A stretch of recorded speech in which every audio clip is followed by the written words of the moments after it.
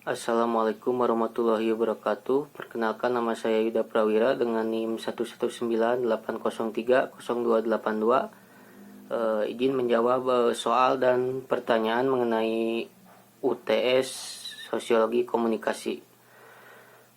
Yang pertama ada jelaskan pengertian dari sosiologi komunikasi dan sosiologi komunikasi.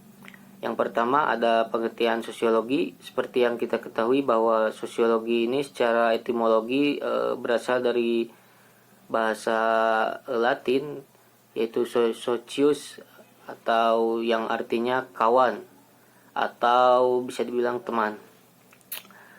Dan logos itu dari bahasa Yunani yang artinya ilmu atau penggabungan ilmu pengetahuan.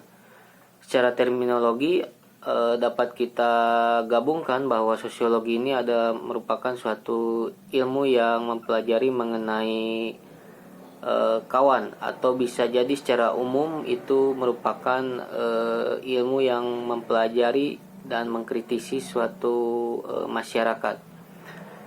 Yang selanjutnya ada pengertian komunikasi. Pengertian komunikasi ini merupakan suatu interaksi antara individu dengan individu lain atau individu dengan kelompok, karena terjadi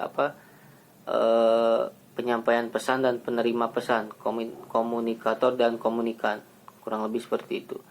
Dan yang terakhir ada penggabungan, yaitu sosiologi komunikasi merupakan suatu subdisiplin ilmu yang merupakan cabang dari ilmu sosiologi, yang sudah jelas bahwa di sini mengatur dan melaksanakan suatu komunikasi yang dikaji dalam perspektif sosiologi, kurang lebih seperti itu. Yang selanjutnya yang nomor 2 itu ada jelaskan efek media bagi individu dan masyarakat, baik secara positif maupun negatif. Secara positif bagi individu dan masyarakat, tentu ini menjadi sebuah yang pertama ada memperluas jaringan baik bersama teman yang sudah kita kenal ataupun teman yang ingin bereksistensi di media sosial, bahkan mencari mencari wawasan teman-teman baru gitu. Yang selanjutnya ada menghimpun saudara-saudara kita yang sudah lama, mungkin yang sudah beberapa tahun lamanya tidak bisa bertemu, dan sekarang dengan adanya media sosial ini semakin mengeratkan kita untuk kembali yang dulunya tidak ketemu menjadi bertemu. Yang selanjutnya sebagai sarana pemasaran bisnis ya, ini menjadi suatu efisiensi dan motivasi, serta suatu hal yang beda sebelumnya, bahkan ini menjadi suatu kemudahan ya dalam hal ekonomi seperti bisnis. Selanjutnya ada penyebaran informasi ataupun komunikasi. Nah, ini sangat berkaitan dengan sosiologi komunikasi. Jadi sebagai bahan pemberitahuan, informasi, berita di media cetak digital yang relatif sini sangat dominan ya dipakai. Adapun dampak negatifnya secara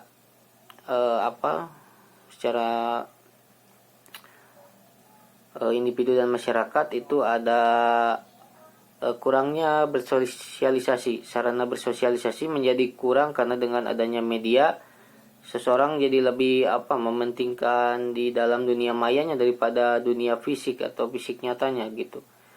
Yang selanjutnya ada mementingkan diri sendiri.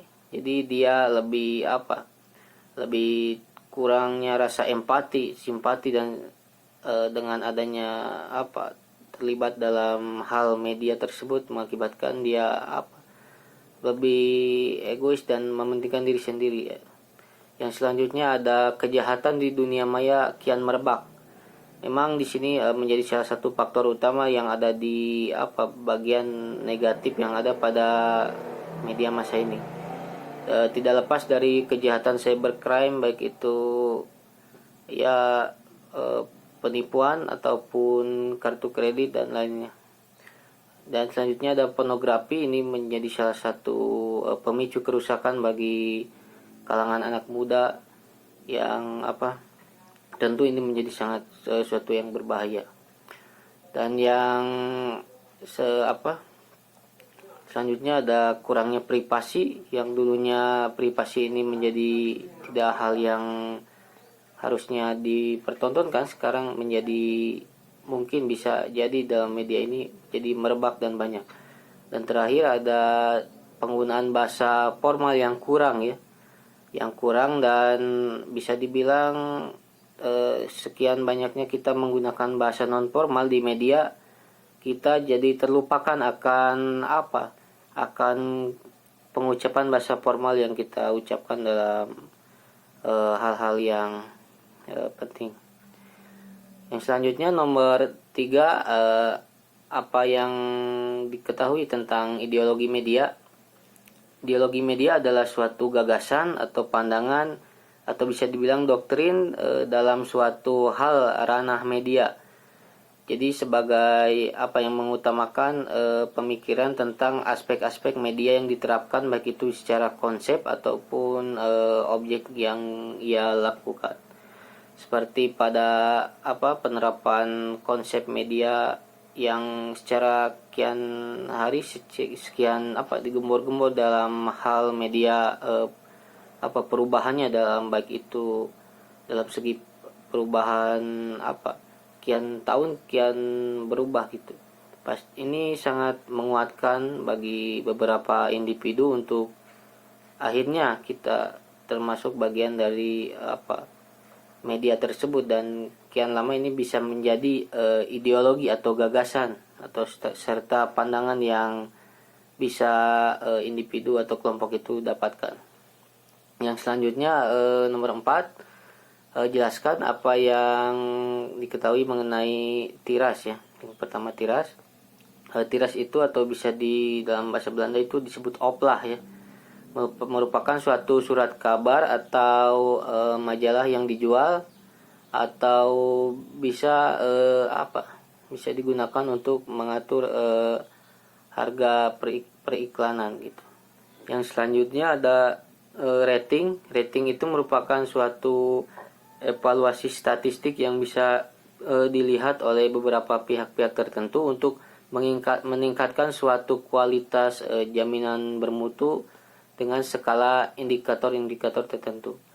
Yang selanjutnya ada agent of change atau agen perubahan. Agen perubahan ini merupakan suatu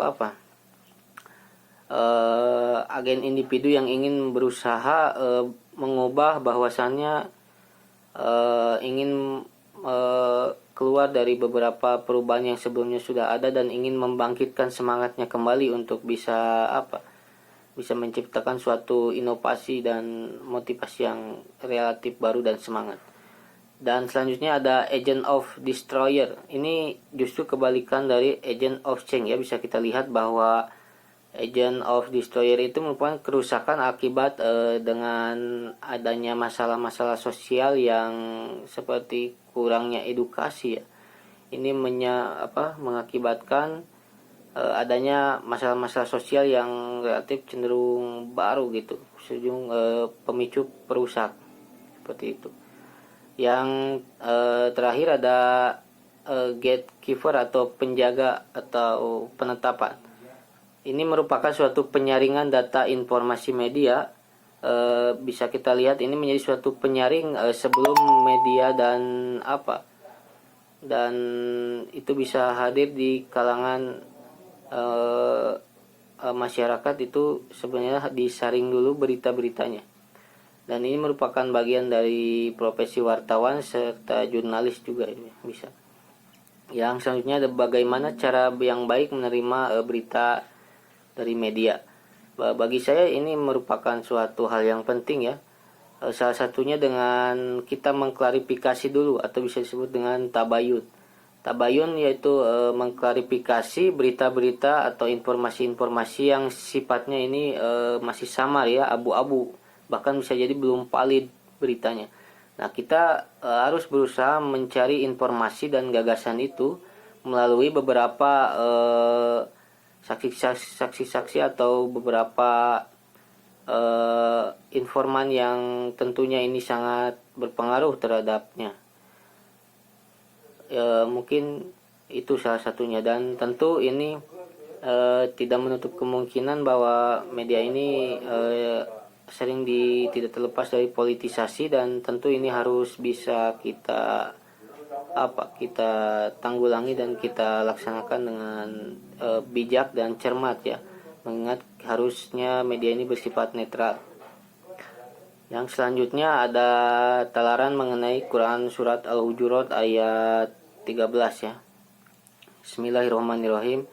Ya ayuhan nas inna khalaqnakum min zakari wa unsa wa ja'alnakum syu'uban wa qaba illa lita'arafu inna akramakum indallahi atqakum innallaha alimun habir.